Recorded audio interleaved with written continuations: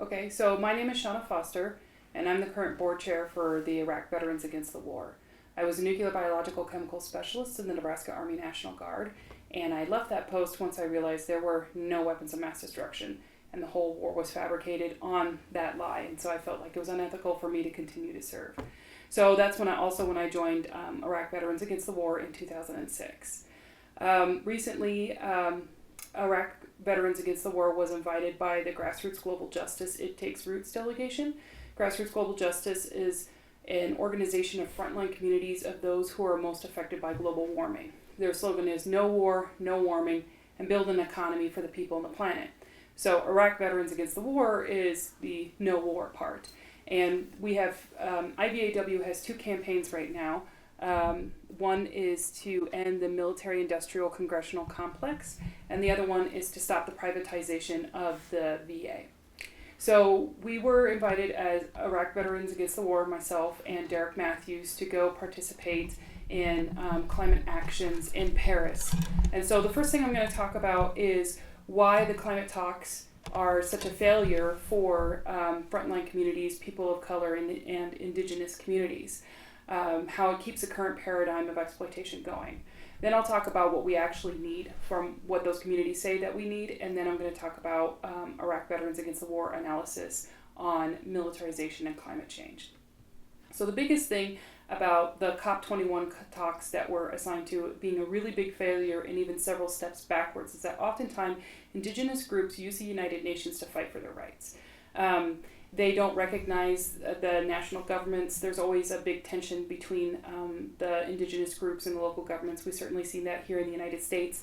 And so for the United Nations to have agreements that continue to erode indigenous people's rights and the rights of people around the world to stop corporate pollution, that's kind of what the deal has done. The deal is centered on the idea of net zero, not true zero. Net zero is the idea is that you can put so many tons of carbon into the atmosphere as long as you do things that mitigate those carbon emissions and clean it up. So for example, a company like Exxon could be responsible for 300 tons of carbon going into the atmosphere or other polluting activities, and then they could buy a rainforest, raise it, and plant GMO trees on top of it, and then burn those trees as biofuel. So that is not really no more emissions. That's what is a net zero emission. And the part of the COP21 talks that are the most egregious are the land grabs part of it, the part where hydroelectric dams can be used to flood in indigenous tribes, like the current fights that are going on in Brazil. The COP agreement endorses those kinds of projects and gives more strength to multinationals and governments to continue in those kinds of land grabs. So from the indigenous, a group called the Indigenous Environmental Network, from their point of view, this is genocide. A lot of frontline communities are people of color who are already suffering from pollution. You know, the most vulnerable communities are the ones where all of the waste gets dumped, both locally and overseas. Like, where does our electronic waste go? It's going to China in these huge hyper landfills. The COP agreement doesn't really do anything to address that. There's some parts of it where people can try and get some sort of fiscal reparations, but it's not nearly enough, and the most wealthy countries don't have to actually fund it. They're supposed to help fundraise for it. So there really is very little to no reparations aspect in the deal, and it's several steps backwards. The only way that we can survive is if we keep 80% of the fossil fuels in the ground. Not net zero, but true zero. The issue with that is that all the fossil fuels that are currently in the ground are worth $4.2 trillion. And the fossil fuel economy wants to be able to extract those. So the current COP21 agreement continues allowing them to be able to extract that in the carbon exchange market. And when you talk about money, what about the economy and people who really need these jobs? For example, look at North Dakota. North Dakota doesn't really have an economy, didn't really have an economy until the fracking boom. The difficulty in being able to transition off of a fossil fuel economy to a regenerative economy is there's a lot of money, not only at the top 1%, that $4.2 trillion, but a lot of people, this is their livelihood. This is the only and actually the best job that they've ever had. And again, it's the same vulnerable people that we give the dirtiest jobs to, that are the highest risk of fatalities in being able to work in these kinds of energy jobs, or they just might be regular good jobs working for Exxon, working for fracking. And so it seems hypocritical to go to these people and just be like, well, you have a dirty job, so you just need to quit. So one of the things that I learned in Paris was the saying that there's no jobs on a dead planet. But at the same time, there are living jobs on a living planet. So this kind of transition to the next thing I'm going to talk about, which is what we want as frontline communities, is a just transition. And there are principles of just transition from the Our Power campaign. And so I'm just going to read them off. So for just transition, workers, community residents, indigenous peoples around the world have a fundamental human right to clean air, water, land, and food in their workplaces, homes, and environments. There's no contradiction among an economy and a clean ecology. Corporate multinationals have no boundaries, so we need local, regional, national, and global solidarity to be everywhere that all of the multinational corporations are at. The development of economic, trade, health, and safety environmental policies has to include the people who are the most affected by climate change. There really is no such thing as a natural disaster. We know weather patterns ahead of time. We know what are ecologically risky places to live and be, and that's why the poorest and most vulnerable people live in those areas. So the people who are the most vulnerable to climate change should be the one directing the change of what needs to happen, because their lives are at stake. The cost of achieving a sustainable development, a healthy economy, and clean environment shouldn't be borne by the people who are the most vulnerable to climate change and free trade exploitation.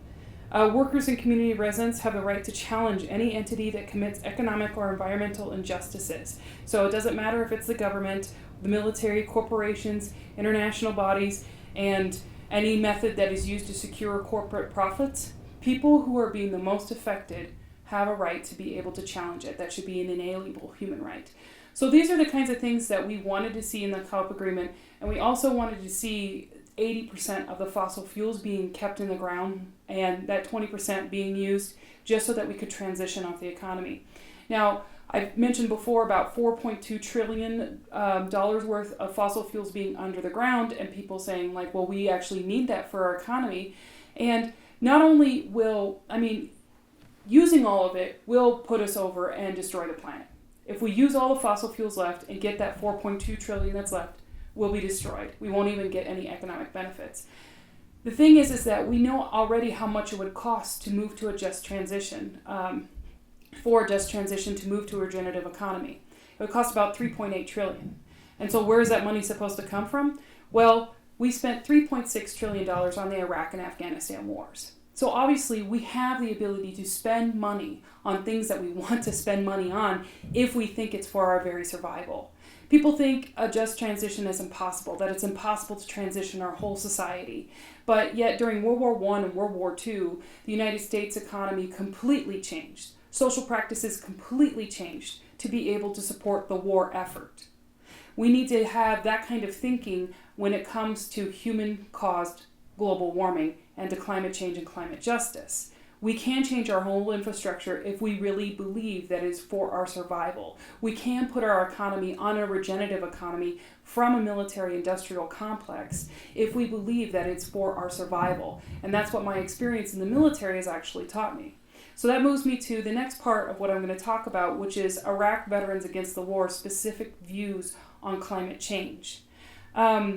I think the two main things that people know about war and climate change, I'm just going to say them because, they kind of establish the base, but then I'm going to get a little bit more specific.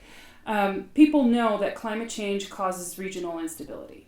It exacerbates and creates more conflict and war, right? You have a drought, you have lessening water supply, you have less resources, you have resources that are less available for the fossil fuel economy, and you have escalations of conflict like the Iraq War. The United States invaded Iraq not so much to actually use its oil, because the United States actually doesn't even use any of the oil that are in Iraq. It's for the geopolitical security of being in control of those oil resources, to be in control of that economy in that area. So this is the kind of escalation of violence that we're seeing over these kinds of resources that we wouldn't have if we had a regenerative economy. We also know that the military is one of the biggest sources of pollution. So you kind of have a downward spiral where we have to fight over these water supplies or these oil supplies. We bring in tanks and bombing and guns and all of this pollution and waste, which causes the climate to become more unstable. We deplete more resources, and we're going to have to use war even more. So it's a never-ending cycle of the military polluting even more. And that's another failed thing about the COP agreement, is there's nothing about the military pollution in there. So all of these voluntary agreements, one of the ways that the United States and other groups could immediately get out of it and say, well, there was a global security problem, I had to invade X country, or I had this military exercise that had to be done, so I didn't meet any of the requirements. Military pollution is not even being tracked. So we don't even know how much the military is contributing to the global warming problem. The other thing is that it's very profitable in the current United States climate to deny global warming, to say that it's not happening, so that corporate extraction of fossil fuels can continue unabated. But at the same time, put public funding into military defense because it benefits a lot of times those very same corporations. So it's a lot of hypocrisy to say there is no human-caused global warming, and at the same time, the Pentagon has plans for Water Wars 2020. The Pentagon has plans for climate refugees. There are plans where we're building more Navy icebreaker ships as the ice caps are melting. So the military has a very realistic response, which from IVAW's point of view is the planned response, is the strongest response for climate change right now. It's war. Each government is continuing to have a plan for climate change that involves the military, that involves the security of resources, instead of actually coming together and transitioning the global economy. Another thing that I want to point out is that there really is no such thing as like a biodegradable bullet or solar-powered tanks, that the fossil-based economy, a fossil fuel economy, is one of the key cornerstones for war to keep on going. And so if we had a ban on fossil fuels, if we said you couldn't extract more than 20% out of the ground, then the military machine could not keep going. And the economic reasons to keep the military going would not be there either. Another thing that Iraq Veterans Against the War feels about climate change is that the same multinationals that are profiting off of war profiteering, that are profiting off of the increased privatization of war, where a lot of what used to be military capacities or military functions are being transitioned over to private multinational corporations. Those are the same companies that are also basing off of fossil fuels. They're the ones who are saying, we're too big to fail. So if we don't have access to these oil resources, we'll be able to cripple the whole economy. So that's why we feel that one of the things we need to go after is the oil subsidies, to make sure that we are not giving any funding taxpayer dollars for this economy that isn't going to help us live at all, that's destroying the planet, and move those kinds of subsidies for just transition. So those are the points that Iraq Veterans Against the War has specifically about climate change. One other thing that I should attribute to Derek Matthews is that the forcible extraction of resources can only continue in a military-industrial complex, because that's how those resources are forcibly extracted and forcibly taken.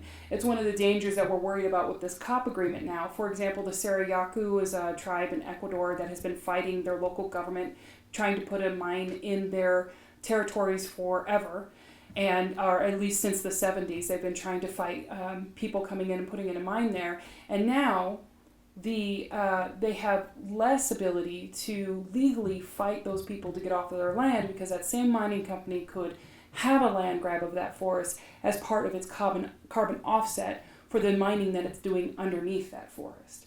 So it doesn't really make any sense, and it increases the amount of conflict and escalation, because the Sarayaku now have less of a legal means to keep that multinational company off of their lands.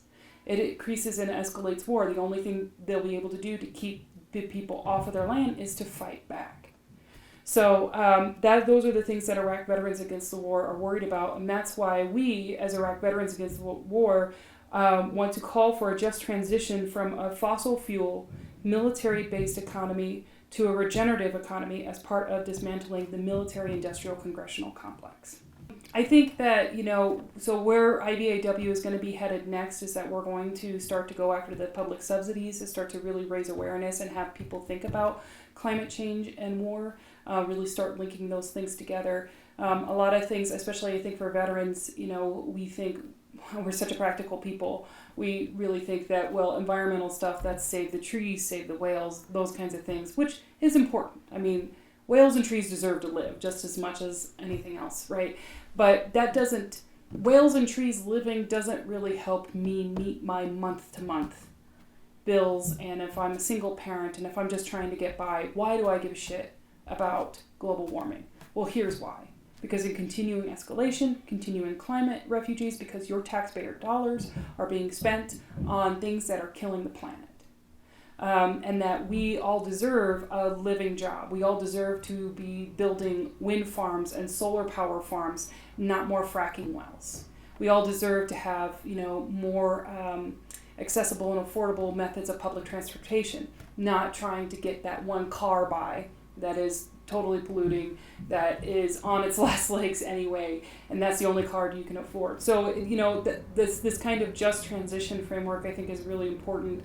I think IVAW has had a really great and strong critique of the military-industrial complex and the corruption and how it's not really defending anybody anymore, especially the global war on terror. And I think what Grassroots Global Justice has done is it actually has given us something to move to say, well, if we didn't have a military-based economy, what kind of economy would we have? Well, we would have a regenerative, energy-based economy. And these are the kinds of infrastructure improvements we should be going for instead of a military-based economy.